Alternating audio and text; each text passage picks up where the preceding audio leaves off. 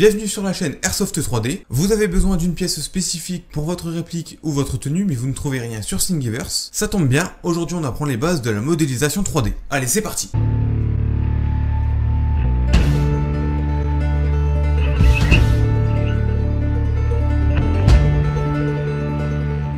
Aujourd'hui, nous allons voir comment fabriquer des objets simples avec le logiciel Tinkercad. Tinkercad est un logiciel gratuit qui utilise votre navigateur web. Autrement dit, tout se fait par internet. Il est simple mais facile d'utilisation et parfait pour les débutants. Il permet aussi de rendre ces dessins en 2D, de les importer pour en faire des fichiers en 3D, et il permet aussi de modifier des fichiers 3D trouvés sur internet.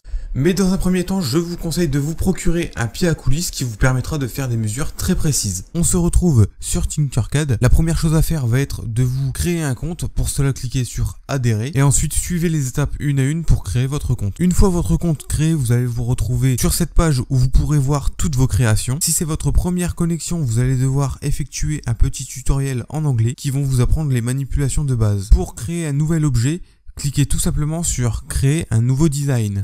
Pour vous montrer les outils les plus intéressants de Tinkercad, je vais vous apprendre à créer ce dé. Cela peut paraître simple et assez ennuyeux, cependant il vous permettra d'apprendre les outils de base vraiment indispensables à la modélisation 3D. Vous vous retrouvez avec la grille en face de vous. On va tout d'abord commencer par un petit tour de l'interface. En haut à gauche, à côté du logo Tinkercad, vous pouvez déjà modifier le nom de votre projet. En dessous, vous avez les outils pour copier et coller un objet.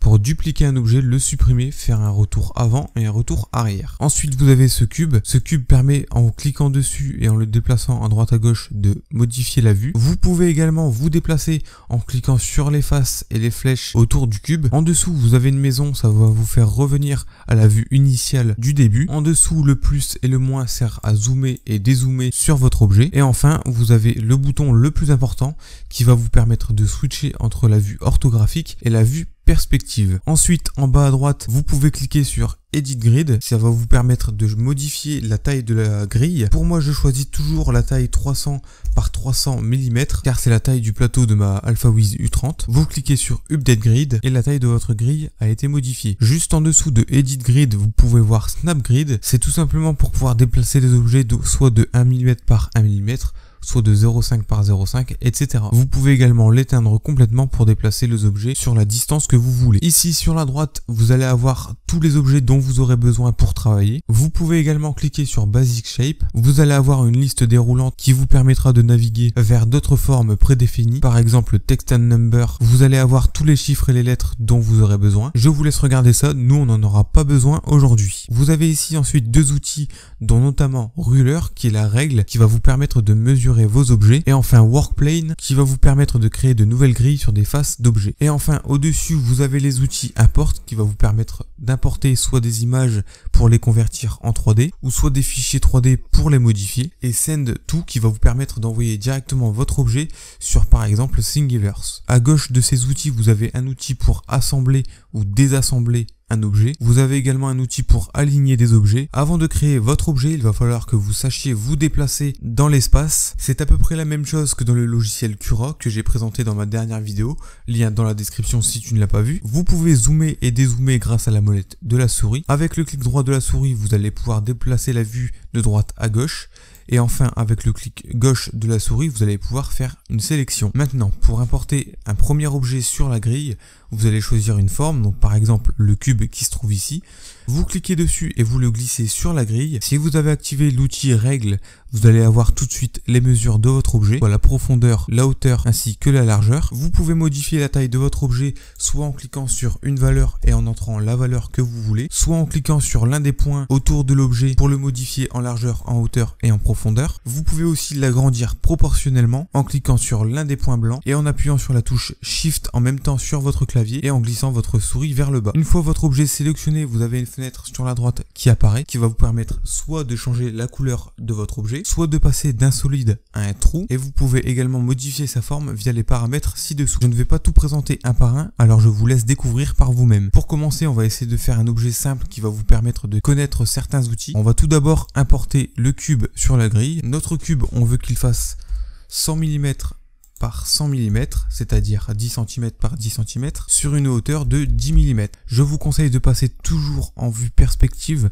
ça va vous permettre de mieux appréhender les prochains logiciels lorsque vous allez vouloir passer sur des logiciels plus professionnels. De plus, il est toujours plus facile de travailler avec des dessins en 2D qu'avec des dessins directement en 3D. Nous avons notre carré qui fait 100 par 100. Nous allons ensuite insérer un cylindre en trou. Nous allons demander à ce cylindre qu'il fasse un diamètre de 25. Pour cela, sélectionnez la hauteur et la largeur de l'objet et inscrivez-y 25. Uniquement pour les cercles, je vais me servir de l'outil Side qui se trouve sur la droite, puisqu'en fait, vous voyez très bien qu'ici, le cercle n'est pas tout à fait circulaire. Donc, en cliquant sur le Side et en l'amenant le plus à droite possible, vous allez voir que les bords sont affinés et que tout de suite, le cercle est plus circulaire. Ensuite, nous allons amener ce cercle au milieu de la pièce. On ne va pas pouvoir mesurer ce que l'on veut quand on veut. Pour cela, moi, j'ai ma technique. Je sais très bien que le carré fait 100 par 100. Je vais donc insérer un petit carré que je vais placer vraiment au bord de ma pièce et je vais lui demander de faire 50 mm de longueur. Je le sélectionne à nouveau et je clique ici en haut à gauche sur Duplicate. Vous cliquez sur l'objet et vous le déplacez vers la droite. Ici, vous voyez bien que votre objet s'est dupliqué. Sur la gauche apparaît une petite flèche. Ici, elle va servir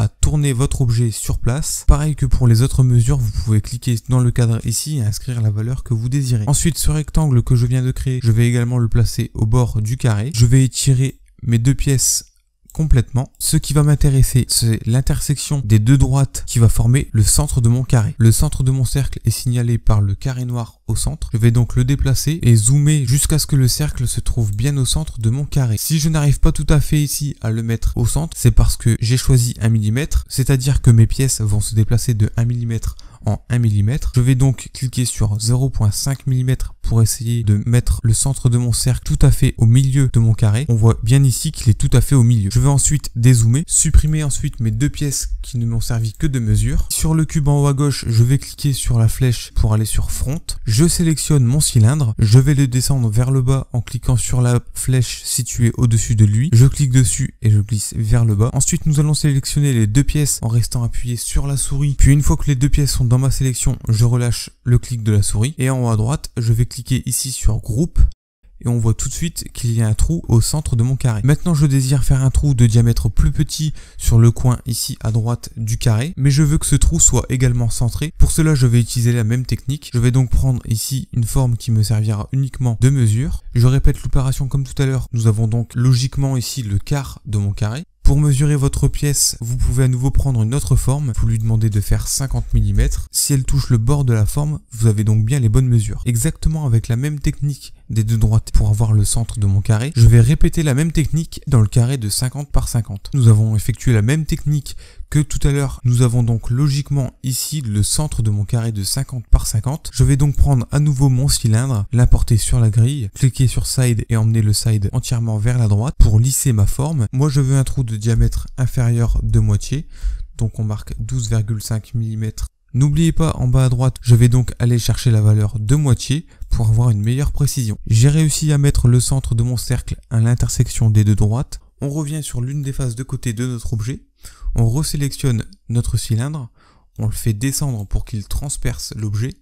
On sélectionne les deux et on regroupe. Si par contre vous sélectionnez votre objet et qu'en haut à droite vous cliquez sur le logo Ungroup, dans ce cas là la dernière pièce que vous avez assemblée avec votre pièce principale va se désassembler. Si vous sélectionnez à nouveau vos deux pièces et vous cliquez à nouveau sur Ungroup, on voit apparaître mon cylindre initial et plus vous allez cliquer sur Ungroup, plus vous allez dissocier votre pièce principale de toutes les autres pièces que vous avez associées. Pour faire un trou totalement symétrique de l'autre côté, je vous invite à sélectionner votre objet. Vous cliquez à nouveau sur Duplicate. Vous allez ensuite tourner votre objet à 180 degrés. Cliquez sur Ungroup. Votre cercle est apparu de l'autre côté. Cliquez à l'extérieur de vos objets pour éviter qu'ils soient tous les deux sélectionnés. Cliquez sur votre objet et comme vous l'avez dupliqué, il va se dédoubler. Mais normalement, il ne devrait pas prendre en compte le cylindre puisque vous ne l'avez pas sélectionné. Vous pouvez à nouveau sélectionner tous vos objets.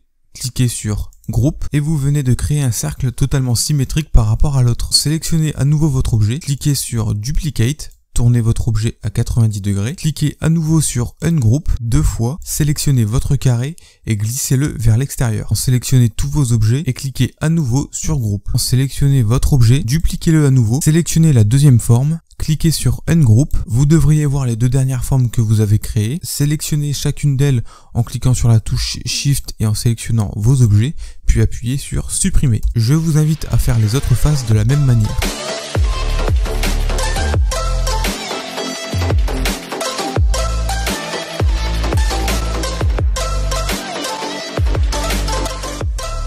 Arrivé sur la face numéro 6, vous pouvez dupliquer la face numéro 4, cliquez sur le côté droit du cube, sélectionnez votre face, cliquez à nouveau sur Ungroup, sélectionnez l'un des cylindres, cliquez sur Duplicate et glissez votre cylindre vers la droite pour que le cylindre se retrouve au milieu des deux. Répétez l'opération de l'autre côté. Maintenant que toutes les faces du dé ont été créées, je vais vous montrer comment les assembler. Vous pouvez déjà placer les faces du dé de cette manière.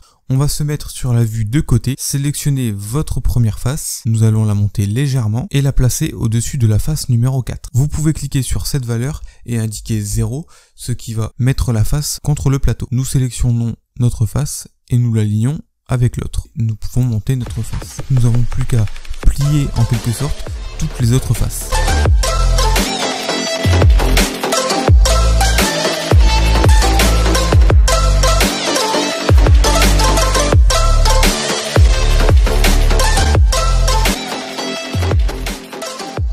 Une fois que votre dé est assemblé, vous pouvez tout sélectionner et cliquer sur groupe. Pour éviter que la vidéo ne dure trop longtemps, je publierai dans une prochaine vidéo les deux fonctions les plus intéressantes de Tinkercad, notamment la modification d'objets 3D que vous trouverez sous format STL sur Thingiverse par exemple, mais aussi pouvoir transformer des fichiers 2D, donc des dessins, en fichiers 3D imprimables par nos imprimantes 3D. N'hésitez pas à laisser dans les commentaires de la vidéo votre avis sur le son, l'image, la qualité, etc. Ça m'aide à progresser.